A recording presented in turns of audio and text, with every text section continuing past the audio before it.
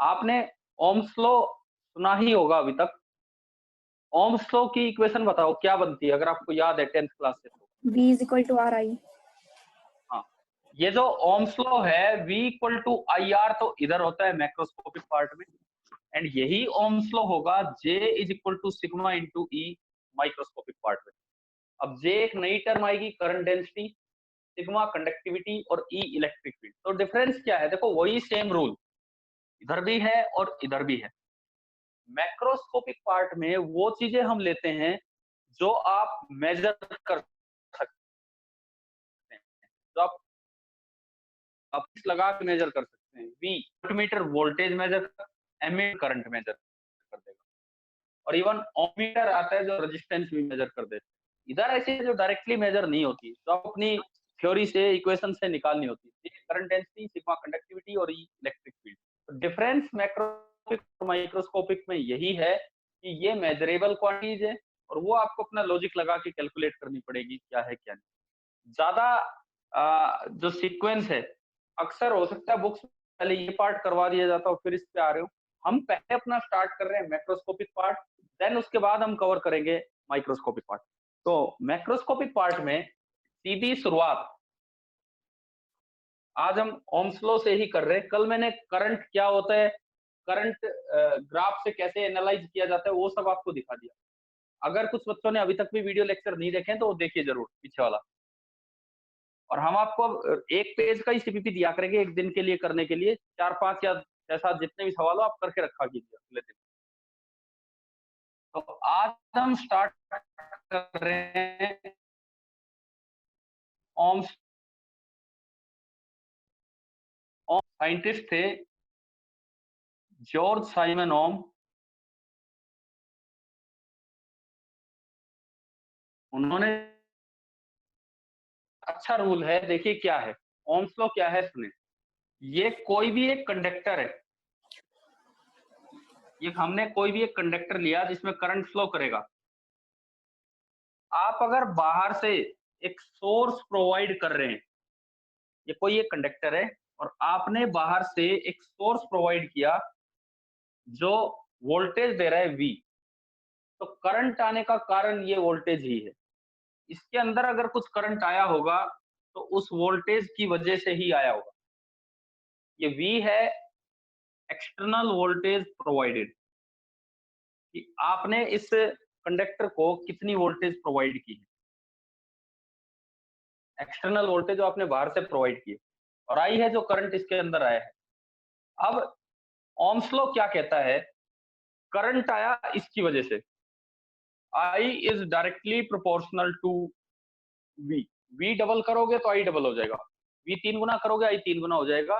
लेकिन एक कंडीशन है कि if physical conditions of conductor, of conductor such as temperature, जैसे कि इसका टेम्परेचर क्या हो, है? क्या कोई पूछ रहा है क्या, कोई कुछ? if physical conditions of the conductor such as temperature, mechanical strain, इस तरह की बात है, मतलब कोई खींच ना रखा हो, ये चीजें अगर आपने कांस्टेंट रखी हैं, if these are kept constant then I is directly proportional to V। अगर आप बीच में उसको खींच देते हो, कुछ और कर देते हो, तो ये वैलिड नहीं होगा। ये चीज तब है जब फिजिकल कंडीशंस आप कंडक्टर की कांस्टेंट रख रहे हो, तब बाहर से जो वोल्टेज दे रहे हो वो डबल करोगे तो करंट डबल होगा। अच्छा, मैं आपसे एक बात पूछता हूँ, आपने 10th में भी ओम्स लॉ पढ़ा है, Ohm's law I proportional to V होता है कि V proportional to I? V = I। ये तो मैं तो बता रहा हूँ I proportional to V। I V proportional to I का मतलब तो ये हो गया कि आपने करंट डबल किया तो बैटरी की वोल्टेज अपने आप डबल हो जाएगी। क्या मैं ऐसे इलेक्ट्रॉन के धक्का मारता हूँ, भाई जाओ बहुत तेज जाओ, अगली बार और धक्का मार दिया और भी तेज जाओ, करंट V को कंट्रोल कर रहा है, V करंट को कंट्रोल कर रहा है, ये बताओ। V करंट को। V करंट को कंट्रोल कर रहा है, यानी कि I is depending on V. I is depending on V, so we should write I is directly proportional to V. पहले बताओ ये वाली फॉर्म समझ में आ गई है क्या है? Yes. अभी मैं बट उस पे भी आऊंगा। एनसीईआरटी में पढ़ा था तो उसमें तो V प्रोपोर्शनल टू I दे रखा था। अरे मैं आ रहा हूँ उस चीज पे भी, दोनों बातें ट्रू हैं, दोनों पे आ रहा हूँ मैं। पहले फर्स्ट पार्ट पे आ रहा हूँ। अगर आप V लेते हो एक्सटर्नल वोल्टेज, अगर आप V लेते हो एक्सटर्नल वोल्टेज जिसकी वजह से करंट आया, तो I is directly proportional to V। ये कंडीशन याद रखना। अगर आप इसको ओम्स लॉ की तरह बनाते हो तो यहां बनता है I बराबर E into V। Proportionality constant आता है G, where G is called conductance of conductor. G को नाम दिया जाता है कंडक्टेंस ऑफ कंडक्टर। एक तो ये है, एक तो ये ओम्स लॉ है I बराबर G इंटू V। आपने पढ़ा है केवल V बराबर IR 10th क्लास में, अभी आ रहे हैं उस चीज पे भी हम। I बराबर G into V, where G is called the conductance of the conductor. और ये जो G की वैल्यू है, क्योंकि ये प्रोपोर्शनलिटी कांस्टेंट की तरह आ रहा है, तो ये ना I पे डिपेंड कर रही है और ना ही V पे। यानी कि ये जो G है, this is independent of I और V। ये I और V पे डिपेंड नहीं करेगी, ये केवल कंडक्टर पे डिपेंड करेगी, उसकी वोल्टेज उसके करंट पे डिपेंड नहीं करेगी। ओम्स लॉ की एक फॉर्म तो ये है। दूसरी फॉर्म देखिए, पहले एक बार ये दोबारा से क्लियर कर लो, क्या ये क्लियर है नहीं आपको, कि एक कोई कंडक्टर है, उसको बाहर से करंट सप्लाई करने के लिए कोई वोल्टेज आपने लगाई, तो आई डिपेंड करेगा वी पे। और अगर आपने कंडक्टर की physical condition such as temperature, stress, strain, ये सब चीजें चेंज नहीं की, तो वोल्टेज डबल करने पे करंट डबल हो जाता है, यानी कि I directly proportional to V. और यहाँ प्रोपोर्शनलिटी कांस्टेंट आता है जी, जिसे बोलते हैं कंडक्टेंस ऑफ द कंडक्टर। और जी की वैल्यू ना आई पे डिपेंड करेगी और ना ही वी पे, क्योंकि ये proportionality constant. First part clear है ना ओम्स लॉ का, मैक्रोस्कोपिक फॉर्म का? Yes sir. अब देखो सेकंड पार्ट।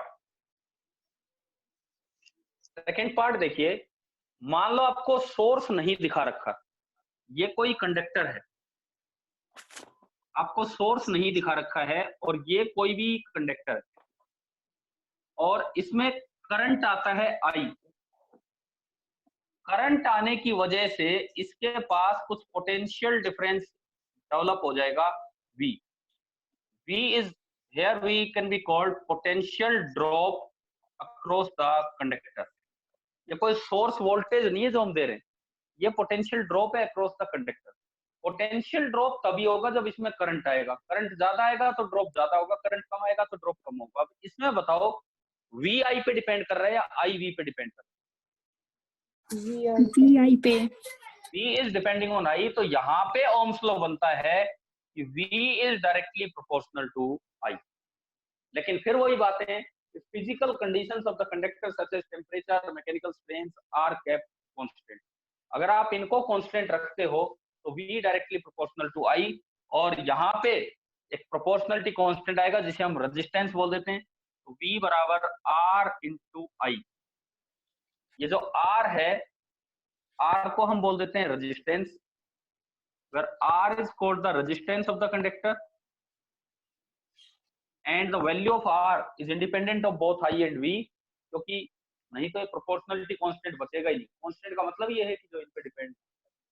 अब आप बताएं क्या ओम्स लॉ की मैक्रोस्कोपिक फॉर्म में दोनों पार्ट समझ में आ गए आपको? Yes sir. देखो V प्रोपोर्शनल टू I भी ओम्स लॉ है, I प्रोपोर्शनल टू V भी ओम्स लॉ है। डिपेंड करता है कि आप V किसे बोल रहे हैं। अगर V है अप्लाइड वोल्टेज तो करंट उस पर डिपेंड करता है, तो I is directly proportional to V। अगर अगर बाहर से ड्रॉप देख रहे हैं, कोई सोर्स नहीं दिखा रखा, करंट की वजह से कोई ड्रॉप हुआ, तो V डिपेंड करेगा I पे, तो V प्रोपोर्शनल टू I हो जाएगा। अब यहाँ से एक चीज मैं देखूं, अगर मैं G और R में पोटेंशियल ड्रॉप बताना। पोटेंशियल ड्रॉप का क्या मतलब है? जैसे ये कोई वायर है, अब ये नॉर्मली रखी हुई है, परंतु अगर मैं इसमें से करंट फ्लो करूंगा तो अपने आप इसके पास पोटेंशियल ड्रॉप आ जाएगा। जैसे आपने कैपेसिटर पढ़ा है, कैपेसिटर में हम देखते थे कि एक पे क्यू चार्ज है, एक पे माइनस क्यू, तो हम अपने आप लिखते थे ये हाई पोटेंशियल है, ये लो पोटेंशियल है, और पोटेंशियल डिफरेंस, पोटेंशियल ड्रॉप इसके पास कितना है, क्यू बाई सी। तो ऐसे ही कंडक्टर्स में क्या होगा, उसकी कुछ रेजिस्टेंस होगी, कंडक्टर्स में क्या होगा कि अगर करंट इधर से इधर जा रहा है तो ये हाई पोटेंशियल हो जाता है, ये लो पोटेंशियल, और बीच में कुछ पोटेंशियल ड्रॉप आ जाता है जिसे बोलते हैं V। ये ड्रॉप तभी आएगा, पोटेंशियल डिफरेंस तभी आएगा जब ये करंट आए। करंट ज्यादा आएगा तो V ज्यादा आएगा, यानी कि V is directly proportional to. अभी बताओ दोनों क्लियर है या और कोई कंफ्यूजन है इसमें? नहीं सर। ठीक है, अब देखो अगर मैं G और R को देखता हूं, relation between G and R, अगर मैं ये देखूं तो आपका जो पहली स्टेटमेंट थी वो आई थी I बराबर G इंटू वी, और दूसरी स्टेटमेंट है V बराबर R इंटू आई। दोनों स्टेटमेंट्स इक्विवेलेंट है। अगर आप इसको उस तरह से देखते हैं, V बराबर I into one by G, and इसको देखेंगे तो V बराबर I इंटू आर। अगर मैं इन दोनों को कंपेयर करूं, comparing, we get R is equal to one by G और G is equal to one by R. मतलब एक कंडक्टर की रेजिस्टेंस और कंडक्टेंस दोनों एक दूसरे के रेसिप्रोकल होते हैं। अगर किसी कंडक्टर की रेजिस्टेंस 5 ओम है, मैं यूनिट पे भी आऊंगा, तो उसकी कंडक्टेंस 1/5 हो जाएगी। क्लियर ना? ये तो यहीं से दिख गया है कि R और G में क्या रिलेशन है। अब हम एक बार इनके डायमेंशंस पे और चलते हैं, इनकी यूनिट्स क्या है, R और G की यूनिट्स क्या है। देखिए सबसे पहले मैं बात करूं SI unit of R, R की SI यूनिट V बराबर IR, हमें इक्वेशन याद रहती है। यहां से R आ रहा है V अपॉन I। V की यूनिट क्या होती है? वोल्ट। Potential difference, volt. तो अगर मैं SI यूनिट ऑफ R बनाऊं, SI यूनिट ऑफ R, तो पोटेंशियल की यूनिट तो पोटेंशियल डिफरेंस की तो वोल्ट, और करंट की यूनिट एम्पियर। ये दो साइंटिस्ट के नाम है, तो इनके नाम पे तीसरे साइंटिस्ट को नाम दे दिया गया। Volt upon ampere is also known as ohm, जिसने रूल दिया था। लेकिन यहाँ कैपिटल O लिखा है और यहाँ स्मॉल o लिखा है, इस बात का ध्यान रखना। वोल्ट अपॉन एम्पियर को ओम बोल दिया गया। ओम का सिंबल क्या होता है बताओ? ओमेगा। ओमेगा। ये जो सिंबल है ये हमने पढ़ा है, सॉलिड एंगल में भी पढ़ा है। Capital omega is the symbol of ohm. ये आपका SI यूनिट ऑफ R है। अगर मैं SI यूनिट ऑफ G की बात करूं, SI यूनिट ऑफ कंडक्टेंस, तो हमारा आज का रिलेशन बना I बराबर G इंटू वी। यहां से G आ रहा है I upon V। G I upon V आने का मतलब है कि जो SI यूनिट ऑफ G होगी, SI unit of G, this will be 1 ampere upon volt. And ampere upon volt को एक नया नाम दिया गया एक साइंटिस्ट के नाम पे ही, साइमन। साइमन भी एक साइंटिस्ट ही थे, और इसका सिंबल कैपिटल S, ये इसका सिंबल दिया गया। अच्छा, और भी कई इसके नाम हैं। इसको ओम इनवर्स भी बोल दिया जाता है, क्योंकि ओम का उल्टा ही तो है। इसको ओम इनवर्स भी बोला जाता है, और इसका सिंबल, ओम इनवर्स का सिंबल है ये। एक और लास्ट में बता रहा हूं, इसको MHO भी लिख दिया जाता है। MHO मतलब ओम को उल्टा करके लिख दो, और सिंबल इसका ये हो जाता है। ये भी मैथ्स में एक नया सिंबल है, उपसिलन। बट हमें सारे सिंबल्स के नाम याद रखने की जरूरत नहीं है। ये ओम है, ये उल्टा ओम, आप सिंपली ऐसे बोल सकते हो। तो अभी बताओ SI यूनिट ऑफ R और SI यूनिट ऑफ G समझ में आ गया है पूरा? यस।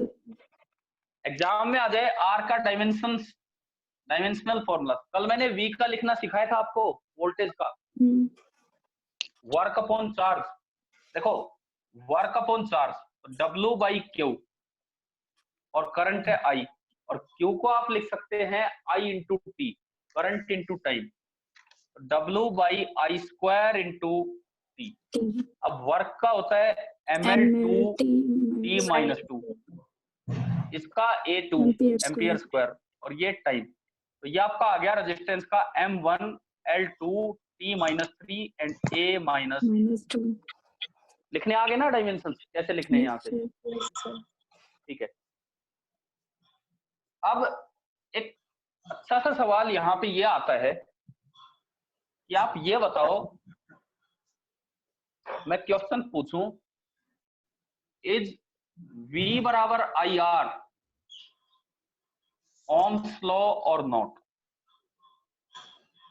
इज V बराबर IR ओम्स लॉ और नॉट? V बराबर IR को मैं ओम्स लॉ बोल सकता हूं या नहीं? बताइए, इसका जवाब दीजिए। बोल सकते हैं पर स्पेसिफिक कंडीशंस के ऊपर। क्या कंडीशन है बताना, किस कंडीशन पे बोल पाएंगे? देखो मैं बताता हूं, इधर सुने, सॉल्यूशन इसका ढंग से देखना। V बराबर IR, V equal to IR is Ohm's law only if the value of R, only if the value of R is independent of V और I। अगर R की वैल्यू V और I के चेंज होने से change ना हो, यानी कि R इसमें कांस्टेंट की तरह आ रहा है, इन पे डिपेंड नहीं कर रहा, तो ये ओम्स लॉ है। अदरवाइज नहीं तो ये क्या है, सुनो, अगर R की वैल्यू V इनके हिसाब से चेंज होती है, V equal to IR implies R equal to V by I. This is the definition of resistance.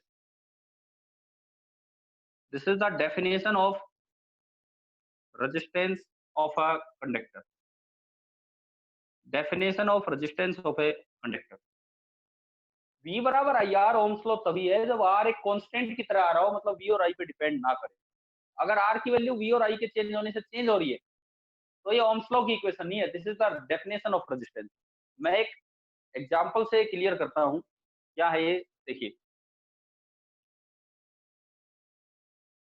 Sir आपकी आवाज थोड़ी कम आ रही है। आवाज कम आ रही है? क्या सभी को कम सुनाई दे रही है क्या आवाज? नहीं सर। सर आप अपने फोन में चेक कीजिए ना एक बार, कभी कुछ वहीं पे कम कर रखा हो आपने। मैं तो और बढ़ा लेता हूँ स्पीकर।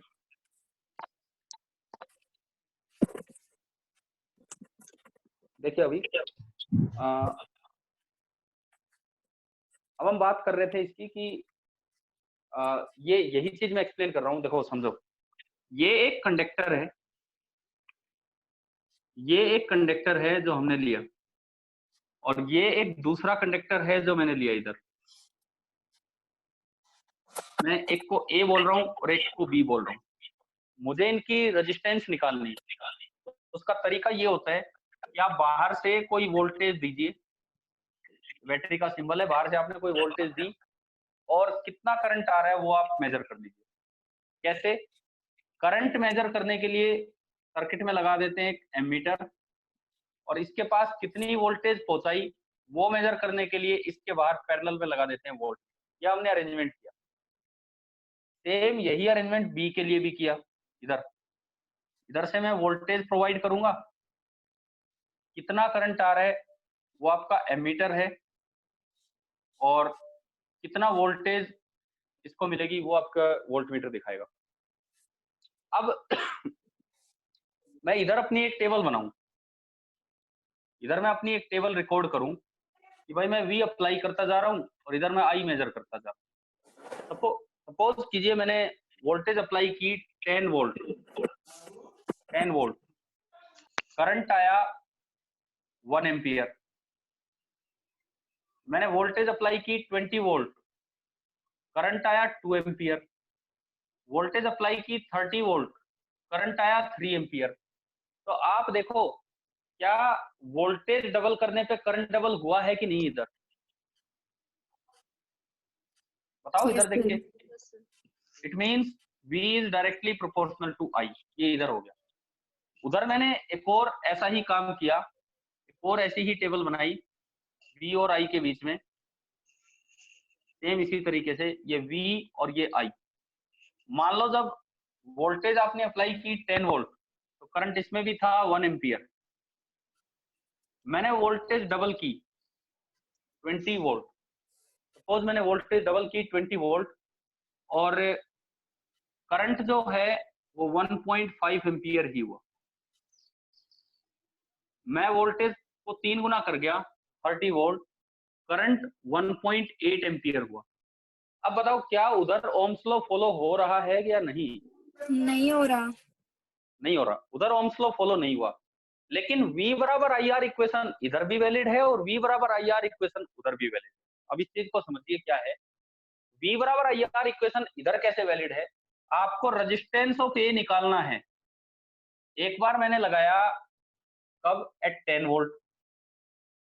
एक बार मैं निकालूंगा एट 20 वोल्ट और एक बार मैं निकालूंगा एट 30 वोल्ट रेजिस्टेंस ऑफ ए। तो तीनों बार सेम आएगा। क्यों? रेजिस्टेंस की डेफिनेशन है R बराबर V बाई आई। पहली बार रेशियो देखिए V by I, V by I कितना आ रहा है?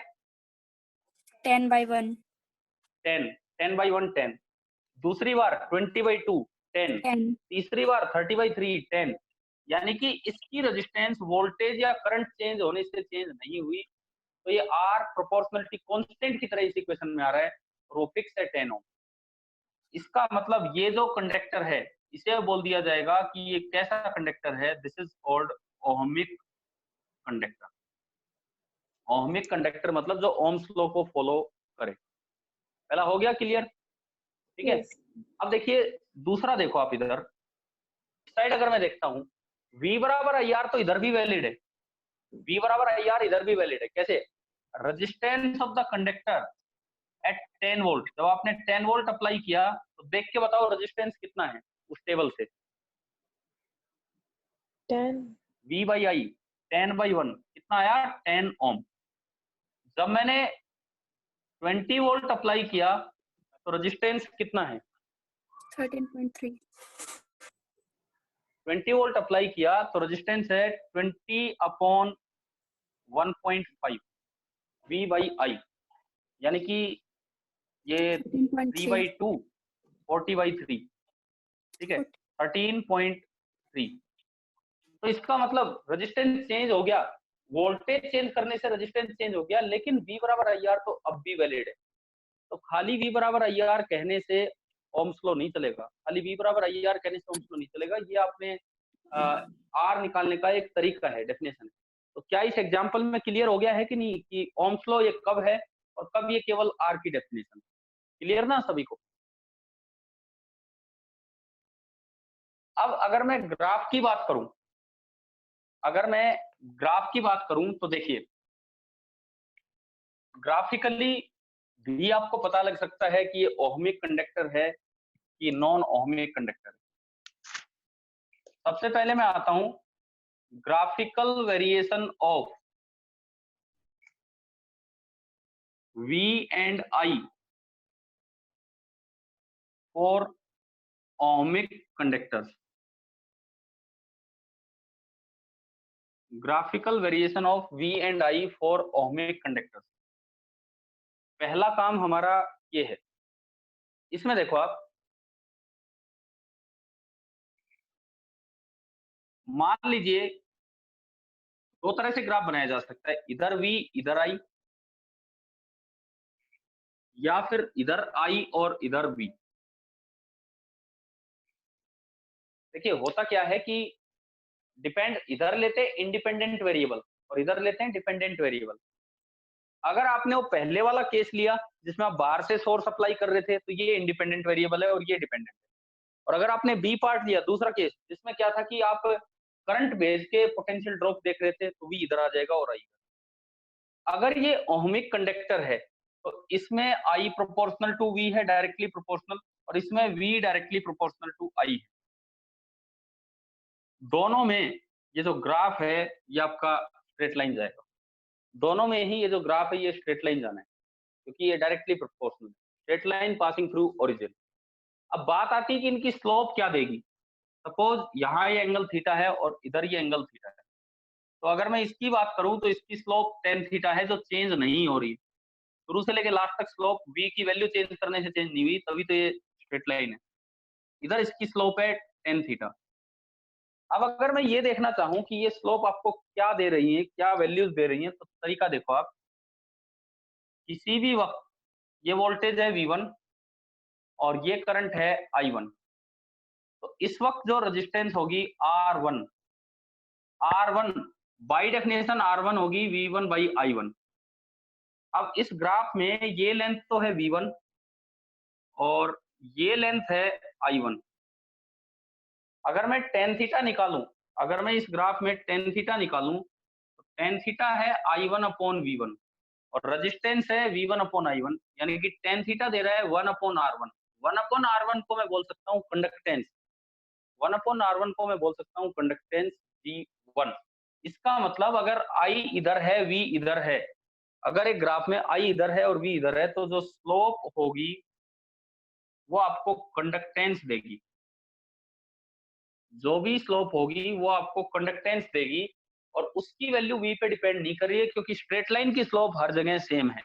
चाहे आप यहाँ देखें, चाहे आप यहाँ देखें, चाहे आप यहाँ देखें, V बढ़ेगा तो ये स्लोप चेंज नहीं होगी। ये तो हुआ आपका पहला ग्राफ ओहमिक कंडक्टर के लिए। अब मैं दूसरे पे चलता हूँ। आप उसमें भी किसी भी पॉइंट पे देखोगे ग्राफ से, तो करंट I1 है, तो पोटेंशियल ड्रॉप है V1 और यहाँ रेजिस्टेंस है R1, यहाँ रेजिस्टेंस है R1। और यही नहीं, ग्राफ स्ट्रेट लाइन होने का मतलब हर जगह रेजिस्टेंस सेम आनी है, रेशियो सेम आनी है। फिर से बाई डेफिनेशन R1 होता है V1 अपॉन I1। अब इस ग्राफ में ये लेंथ तो है V1 और इस ग्राफ में ये वाली लेंथ है I1, तो अगर आप स्लोप भी निकालें टेन थीटा, तो वो आ रहा है V1 अपॉन I1।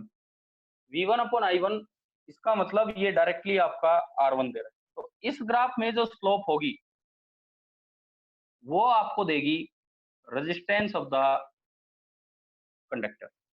बताओ ये दोनों ग्राफ क्लियर हो गए हैं आप दोनों को, आप सभी को? इस तरह से मतलब ग्राफ देख के आप ये निकाल सकते हो कि उसकी रेजिस्टेंस या उसकी कंडक्टेंस क्या है। जैसे एक क्वेश्चन में मैं ये अप्लाई करता हूँ ओहमिक कंडक्टर के लिए।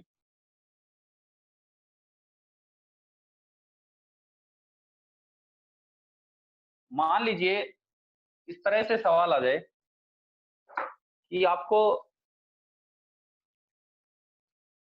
ये दिया हुआ है, इधर V और इधर I, और मुझे दो ग्राफ दे रखे हैं, दो ओहमिक कंडक्टर्स के ग्राफ दे रखे हैं। This is for A and this is for B।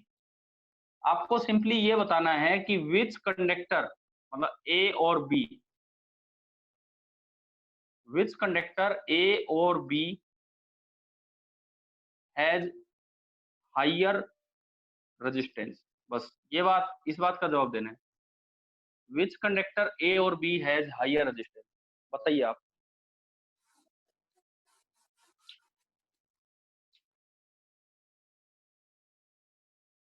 बताओ आप इसका जवाब दीजिए कि किसकी ए कैसे? इस ग्राफ की स्लोप जो है, इस ग्राफ की स्लोप जो है वो आपको रेजिस्टेंस देगी या कंडक्टेंस देगी? कंडक्टेंस। एक मिनट मैं दोबारा सेट करूंगा। इस ग्राफ की जो स्लोप है वो आपको कंडक्टेंस देगी, क्योंकि हमने अभी देखा था I इधर है, V इधर है, तो टेन थीटा होगा परपेंडिकुलर अपॉन बेस, यानी कि I by V। I by V तो कंडक्टेंस है। स्लोप M से मैं रिप्रेजेंट करता हूँ, slope of B is greater then slope of A। इसका मतलब conductance of B is greater then conductance of A। It means resistance of B is smaller than resistance of A, तो higher resistance वाला आपका है A। और अगर इसी graph में V इधर होता और I इधर होता तो आंसर चेंज हो जाता। बताओ ये वाला कॉन्सेप्ट क्लियर हो गया ना सभी को? Yes sir. अब हम यही चीज पढ़ेंगे for non ohmic conductors. Graphical variation of V and I for non ohmic substances. Conductor तो इसलिए बोल रहे हैं कि भाई उनमें करंट तो फ्लो कर ही रहा हो। देखो इसमें दो तीन बातें हैं।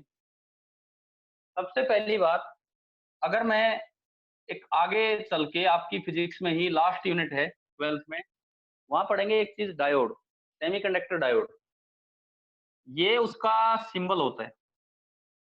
डायोड का ये सिंबल होता है, सर्किट सिंबल ये होता है डायोड का। ट्रायंगल वाली साइड को बोलते हैं P side and straight line वाली साइड को बोलते हैं एन साइड।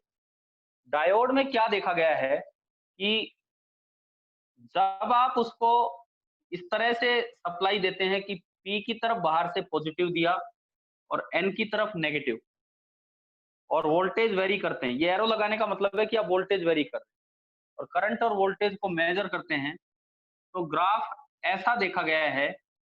ये ग्राफ आई विद वी ऐसे वेरी करता है। क्या ये स्ट्रेट लाइन है? No sir. क्या ये ग्राफ स्ट्रेट लाइन है यहाँ पे?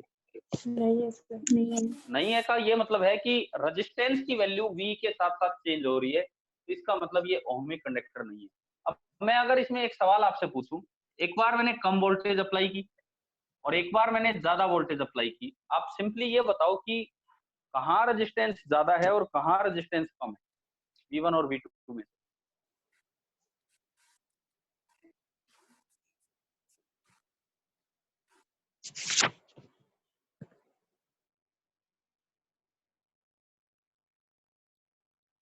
बताइए इसमें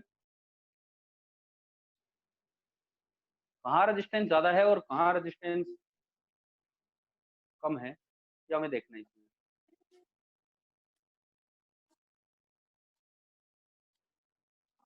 देखो स्लोप डाल के देखो, आप टेंजेंट डाल के देखो, आपने V1 पे टेंजेंट डाली ये आएगी और आपने V2 पे टेंजेंट डाली वो ये आएगी।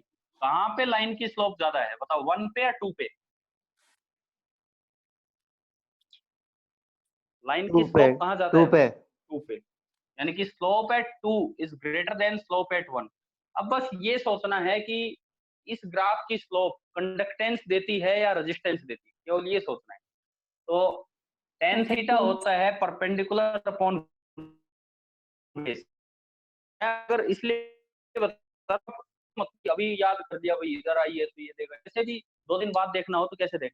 tan theta perpendicular upon base, तो परपेंडिकुलर मतलब करंट और बेस मतलब वोल्टेज। आई बाई वी तो कंडक्टेंस होता है और वी बाई आई रेजिस्टेंस, यानी कि इनकी स्लोप कंडक्टेंस दे रही है। तो G at 2 is greater than G at 1, it means resistance at 2 is smaller than resistance at 1। तो ग्राफ देख के आपको ये भी पता लगाना आ गया कि नॉन ओहमिक कंडक्टर है तो उसकी रेजिस्टेंस कहाँ ज्यादा होगी और कहाँ कम होगी। क्लियर? यहाँ तक तो समझ में आएगा आपको।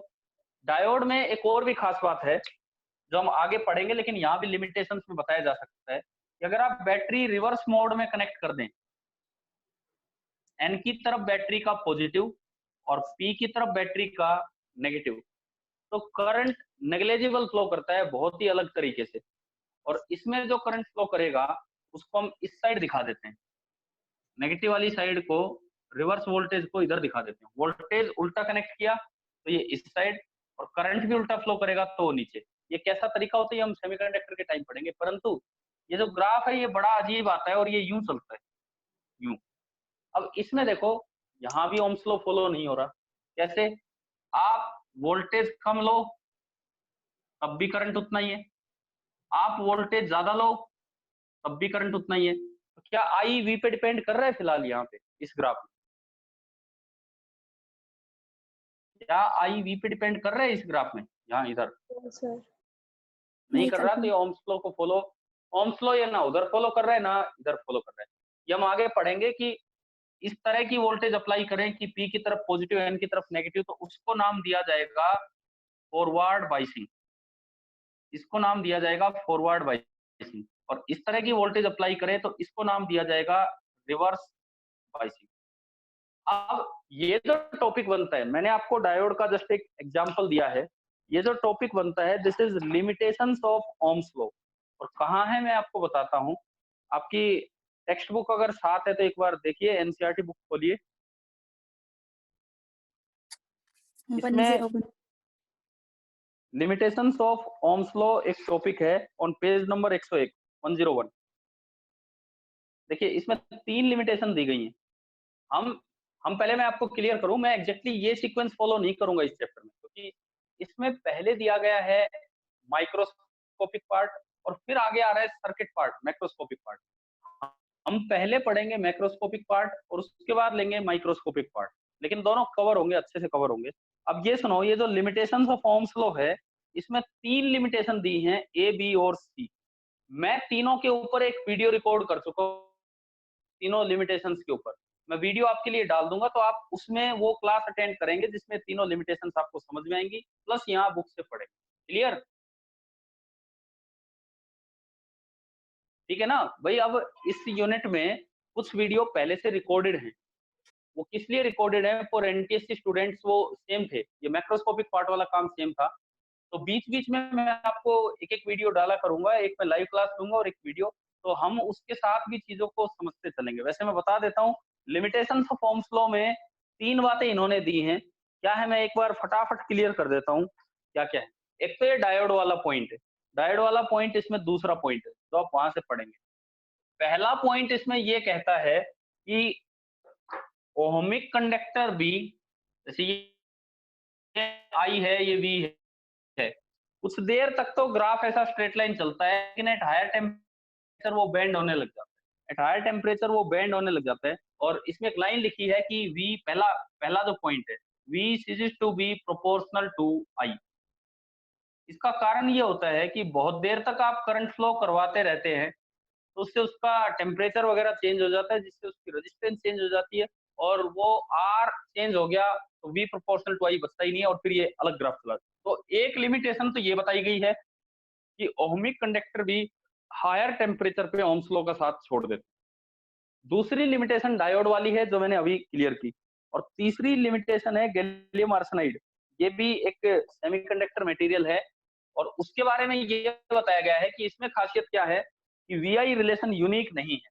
मतलब देखो, अच्छी बात इसमें ये समझाई गई है कि जो V और I का आपके एनसीईआरटी बुक में इसी पेज पे ग्राफ दिया हुआ है, पहले ये स्ट्रेट लाइन है, यानी कि थोड़ी सी दूर तक ये ओहमिक है, फिर ये नॉन लीनियर रीजन आ गया, ये नॉन ओहमिक बना, और खास बात इसके बाद एक बड़ा स्पेशल रीजन आता है कि वोल्टेज बढ़ाने पे करंट कम हो रहा है। इसका हमें पता होना चाहिए क्या मतलब है। देखिए, थोड़ी दूर तक ये लीनियर रीजन था, लीनियर था तो ये ओम्स लॉ फॉलो कर रहा था। उसके बाद ये नॉन लीनियर हुआ, नॉन लीनियर हुआ तो ओम्स लॉ फॉलो नहीं कर रहे हैं। और उसके बाद सबसे अनोखा रीजन कि आप वोल्टेज बढ़ा रहे हो, करंट बढ़ने की बजाय करंट कम होने लग गया। इस रीजन को बोलते हैं नेगेटिव रेजिस्टेंस रीजन। इस रीजन को बोलते हैं नेगेटिव रेजिस्टेंस रीजन। क्यों? देखो, इधर तो स्लोप पॉजिटिव है, इधर तो वी आई ग्राफ की स्लोप पॉजिटिव है, लेकिन अगर आप इधर टेंजेंट डालेंगे तो स्लोप पॉजिटिव है या नेगेटिव? बताइए। नेगेटिव। नेगेटिव। अब चाहे इसकी स्लोप कंडक्टेंस दे, चाहे इसकी स्लोप रेजिस्टेंस दे, अगर नेगेटिव है तो उसका रेसिप्रोकल भी नेगेटिव होगा, यानी कि इस पूरे रीजन में जो इसकी रेजिस्टेंस है वो नेगेटिव है, यानी कि ये बिल्कुल भी ओम्स लॉ फॉलो नहीं कर रहा। अब एनसीईआरटी एक लाइन लिखती है, the relation between V and I is not unique. मतलब क्या ये कह रहा है कि एक ही करंट, मान लो ये कोई करंट है 5 मिली एम्पियर, यही करंट आपको 10 वोल्ट पे भी मिलेगा और यही करंट आपको 15 वोल्ट पे भी मिलेगा। यानी कि relation between V and I is not unique. एक करंट के लिए एक वोल्टेज नहीं है, बल्कि दो वोल्टेज पे वो सेम करंट। तो ये लिमिटेशन वाला आप यहां से भी पढ़ लेना, बुक से 3 पॉइंट है। नोट्स अपने तो नोट्स अच्छे से बनाओगे तो ही अगला टेस्ट अच्छा होगा, तभी आप पाएंगे। 3 लिमिटेशन ऑफ ओम्स लॉ याद रखना। मैं एक बार फिर बता देता हूँ, जो ओहमिक कंडक्टर है हायर टेम्परेचर पे ओम्स लॉ फॉलो करना छोड़ देते हैं। दूसरा, जो डायोड हैं उनमें V पॉजिटिव लगाया कि नेगेटिव लगाया, मतलब फॉरवर्ड वाइसिंग की कि रिवर्स वाइसिंग की, इस पे करंट की वैल्यू डिपेंड कर रही है, तो वो ओम्स लॉ फॉलो नहीं करते। और तीसरा, ये गैलियम आर्सेनाइड जैसे मटेरियल जिनमें एक ही करंट की वैल्यू दो वोल्टेज पे मिल रही होती है, नेगेटिव रेजिस्टेंस रीजन भी आ जाता है, ये भी ओम्स लॉ फॉलो नहीं करते। ये क्वेश्चन तो बोर्ड एग्जाम में भी आ जाता है कि state the limitations of Ohm's law, तो आपको 3 पॉइंट वहां लिख के आने होते हैं। कॉम्पिटिटिव एग्जाम इस तरह आएगा कि ग्राफ आ गया, उसमें रीजन बांट दिए A B and B C. अब पूछ रखा है कि नेगेटिव रेजिस्टेंस रीजन कौन सा है, तो हमें पता होना चाहिए negative resistance region B C. तो अभी बताओ, limitations of Ohm's law clear हो गई है ना? यस। ठीक है। अब देखो, सुनो,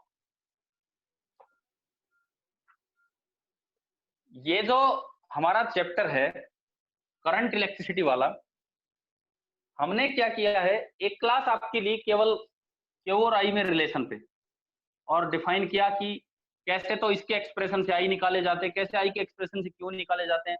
फिर ग्राफ देखा क्यूटी ग्राफ देखा उससे आई कैसे आएगा, फिर आईटी ग्राफ से क्यू कैसे आया, ये निकाला। आज वाली क्लास में मैं सीधा गया ओम्स लॉ पे कि भाई ओम्स लॉ ये होता है। हमने अभी जो छोड़ा है that is the microscopic part. Microscopic part आपकी बुक में पहले दिया हुआ है, तो उसको हम अभी कवर नहीं कर रहे हैं। हम पहले फटाफट अपना सर्किट पार्ट कवर करेंगे। उसका रीजन ये है कि आपने कैपेसिटर में अभी पढ़ा है सर्किट पार्ट, कैपेसिटर में पढ़ा है, तो अब फिलहाल तुरंत ही हम रेजिस्टेंस में कर लेंगे, बहुत अच्छे से सोल्व हो जाएगा। रेजिस्टेंस का सर्किट सिंबल आप सभी को पता है, ये इस तरह से अगर किसी सर्किट में दिखाया गया है, इसका मतलब आप रेजिस्टेंस दिखा रहे हैं।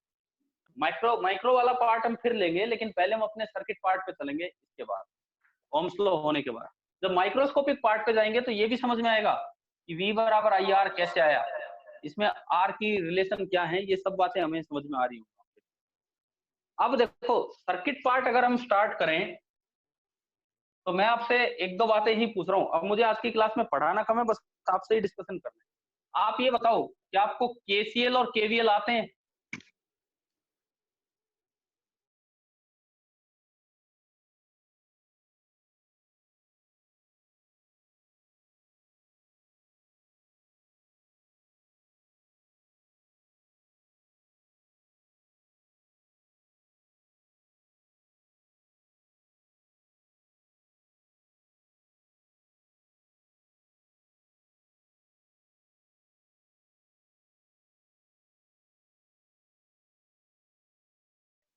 कितने भी वोल्ट की हो हम इसके पास दिया करते थे। कैपेसिटर हम उसमें लिखते थे प्लस माइनस Q/C। अब इन सर्किट्स में रेजिस्टेंस शामिल होगा, इन सर्किट्स में रेजिस्टेंस शामिल होगा, तो उसमें कैसे प्लस माइनस लिखने हैं? उसमें करंट एंटर करता हुआ दिखेगा।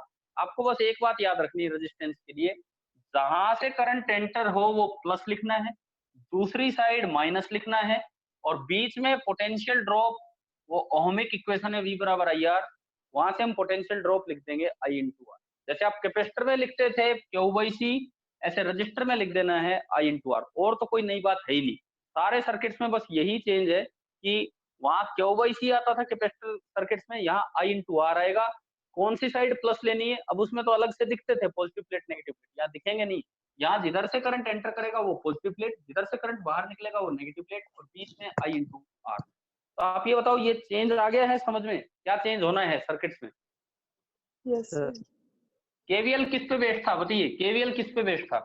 Energy conservation. एनर्जी कंजर्वेशन या फिर conservative nature of electric Electric field. field. अब मैं ये सर्किट पार्ट तो आपका नेक्स्ट क्लास से स्टार्ट करेंगे।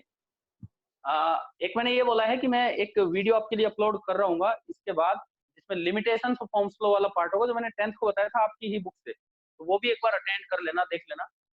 अभी आज की क्लास में हम एक आखिरी चीज ये समझ रहे हैं कि सोर्स एंड लोड ये कैसे पहचानते हैं, क्या होता है, इलेक्ट्रिकल एनर्जी का सोर्स कौन है और इलेक्ट्रिकल एनर्जी का लोड कौन है। सबसे पहले मैं बात करूं सोर्स ऑफ इलेक्ट्रिकल एनर्जी। सबसे पहली चीज आज इस टॉपिक की होगी सोर्स ऑफ इलेक्ट्रिकल एनर्जी। एक ऐसी चीज जो चार्ज को इलेक्ट्रिकल एनर्जी प्रोवाइड करे, उसे हम बोलेंगे सोर्स ऑफ इलेक्ट्रिकल एनर्जी। कैसे आइडेंटिफाई करना होता है, देखिए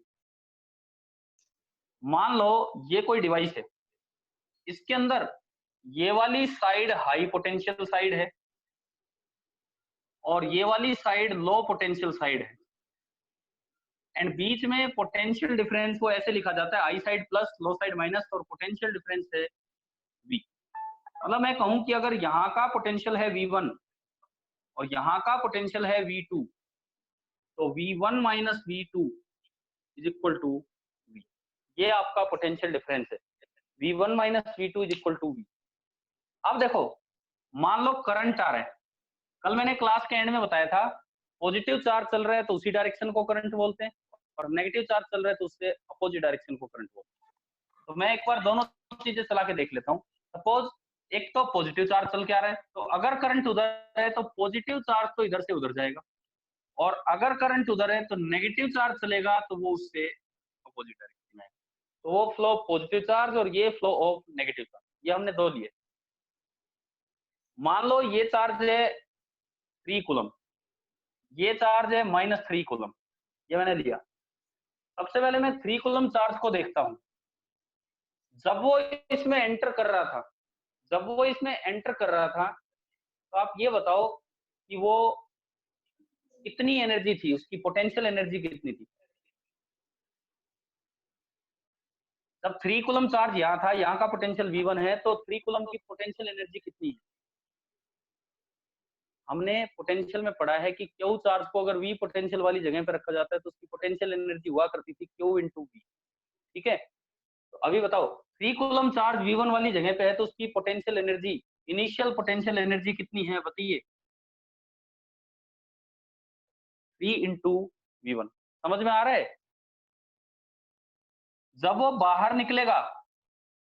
बाहर निकलेगा यहाँ 3 कूलम वाला चार्ज, तो बताओ उसकी एनर्जी कितनी है। 3v2। 3v2।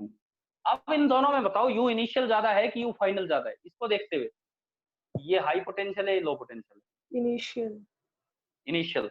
इसका मतलब ये हुआ कि U initial is greater then U final. तो चार्ज की एनर्जी इसने कुछ खत्म कर दी है, इसको कुछ एनर्जी प्रोवाइड की, खत्म करिए। खत्म की है। तो ये सोर्स नहीं, इसे क्या बोलेंगे हम, लोड ऑफ इलेक्ट्रिकल एनर्जी। इस 3 कूलम चार्ज के लिए ये लोड ऑफ इलेक्ट्रिकल एनर्जी का काम करता है। अब मैं एक बार -3 को और चेक करता हूँ।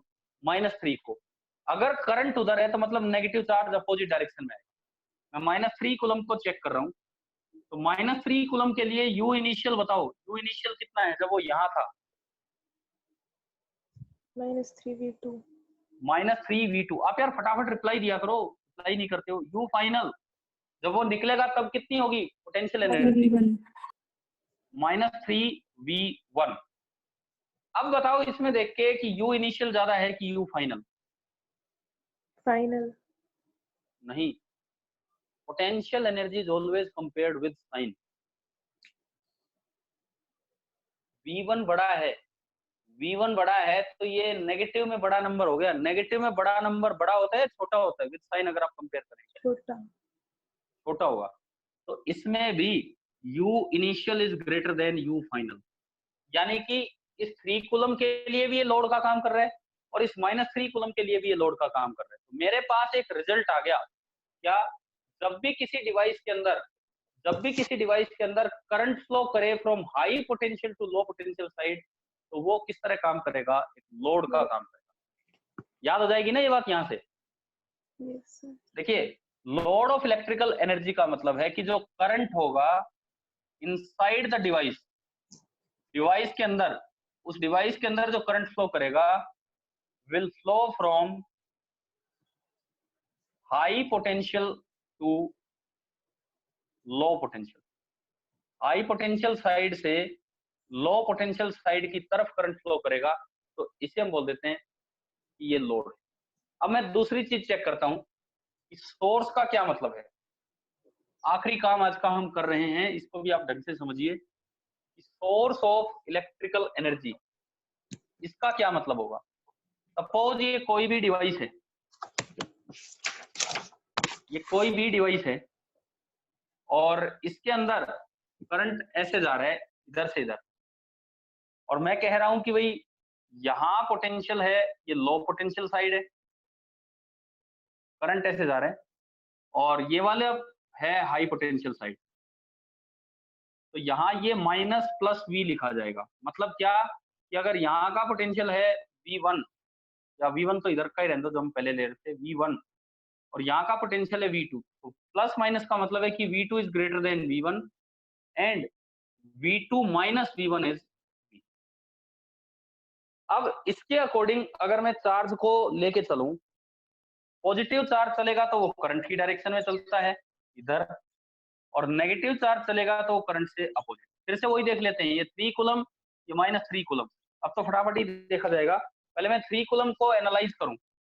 3 कूलम चार्ज, हाँ जी, initial energy 3 × V1, U initial है 3 × V1, फाइनल एनर्जी 3 × V2, इस बार V2 ज्यादा है, इस बार V2 ज्यादा है V1 से, तो बताओ यहाँ से दिख गया होगा U final is greater then U initial. You मतलब इनिशियल। इस चीज ने, इस डिवाइस ने उस चार्ज की एनर्जी बढ़ा के बाहर निकाला है। अगर एनर्जी बढ़ा के बाहर निकाला है तो इसका मतलब है कि ये किसका काम कर रहा है, सोर्स ऑफ इलेक्ट्रिकल एनर्जी की। भाई कोई भी इसके पास आएगा ये एनर्जी बढ़ाएगा। सेम यही चीज इसमें होगी। आप अगर नेगेटिव चार्ज को देखते हैं तो जैसे ही एंटर करेगा, इनिशियल एनर्जी है -3 into V2 and final energy है -3 इंटू V1। अब फिर देखो V2 बड़ा है V1 से, V2 बड़ा है तो ये नेगेटिव में बड़ा नंबर हो गया, नेगेटिव में बड़ा नंबर कंपैरिजन में छोटा ही होगा। क्लियर ना? इसका मतलब ये बड़ा है तो U final is greater then U initial, तो ये भी किस तरह काम कर रहे हैं, सोर्स का। तो हमें एक और बात समझ में आ गई कि अगर किसी डिवाइस के अंदर करंट फ्लो कर रहा है from low potential to high potential inside the device, current flow कर रहा है from low potential to high potential inside the device, तो वो चीज किसका काम करेगी, सोर्स का। याद करो ये चीज, अगर डिवाइस के अंदर करंट जाता है हाई टू लो पोटेंशियल तो वो लोड है, और डिवाइस के अंदर करंट जा रहा है लो टू हाई पोटेंशियल तो वो सोर्स है। अब मैं एक चीज यहां से दिखा देता हूं, एक एग्जांपल से ये चीज याद ही हो जाएगी। मान लो ये मेरे पास बैटरी है, मैं कहता हूं 10 वोल्ट की बैटरी है, और ऊपर एक रेजिस्टेंस है, अगर हम 2 ओम का रेजिस्टेंस है। अब देखिए हम अक्सर जो बनाते आए हैं करंट ऐसे बनाते हैं, बैटरी के पॉजिटिव से निकालते हैं और ऐसे लेके जाते हैं। अब बताता हूं ऐसा क्यों। आप केवल बैटरी को देखो, बैटरी के अंदर current low potential to high potential जा रहा है, हाई टू लो जा रहा है बैटरी के अंदर, हाई टू बैटरी के लो। अंदर बताओ। नहीं यार, लो टू हाई। बैटरी के अंदर देखो, अब ये लो लो साइड है to और ये high। हाई है, बैटरी के अंदर जा रहे हैं लो टू हाई। तो अगर लो टू हाई जाएगा तो वो किसका काम करेगी, सोर्स। सोर्स। यानी कि ये बैटरी सोर्स का काम कर रही है, आपके घर को, आपके ये जो लोड है इनको सप्लाई ये बैटरी दे रही है, इसलिए सोर्स। अब रेजिस्टेंस में देखो, ये साइड हाई पोटेंशियल है, कनेक्टिंग वायर पे सेम टर्मिनल चलता है, कनेक्टिंग वायर पे सेम टर्मिनल चलता है तो ये भी प्लस है हाई। ये साइड लो पोटेंशियल है, कनेक्टिंग वायर पे सेम, तो ये लो है माइनस। अब एक बार आप रजिस्टर में करंट की डायरेक्शन देखो, इधर से किधर जा रहा है, हाई टू लो या low to high, high to low. High to low जा रहा है तो ये किसका काम कर रहा है यहाँ पे, लोड। लोड का। यानी कि ये इलेक्ट्रिकल एनर्जी को कंज्यूम कर रहा है, तो ये लोड है। इसलिए मैंने कहा कि रजिस्टर हमेशा लोड होता है। तो आप याद कर लो, रजिस्टर में जहां से करंट एंटर कर रहा है वो प्लस लिखना है, जहां से करंट निकले वो माइनस लिखना है, और बीच में जो ड्रॉप है I into R वो है। अब जैसे मान लो आपके घर में जैसे सप्लाई गई हुई है, पावर हाउस से नहीं आ रही, तो अपने घर में अगर इन्वर्टर रखा है तो उसके साथ एक बैटरी भी रखी होती है इन्वर्टर के साथ एक बैटरी, यस सर। इन्वर्टर के साथ एक बड़ी सी बैटरी होती है। अब देखो वो जो बैटरी है वो सोर्स का काम करती है, पंखे ट्यूबलाइट ये सब इनकी रेजिस्टेंस लोड का काम करती है, तो बैटरी एनर्जी प्रोवाइड करती है और इन सब की एनर्जी ये चीजें यूज करते हैं। तो सोर्स और लोड समझ में आ गया आप सभी को? Yes sir. ठीक है। अब अगली क्लास जो कि कल हम लेंगे, उससे पहले शायद एक वीडियो लेक्चर भी डाल देंगे जो पुराना रिकॉर्डेड है, जो आपके काम आएगा। तो तब तक आप ये एनसीईआरटी का लिमिटेशन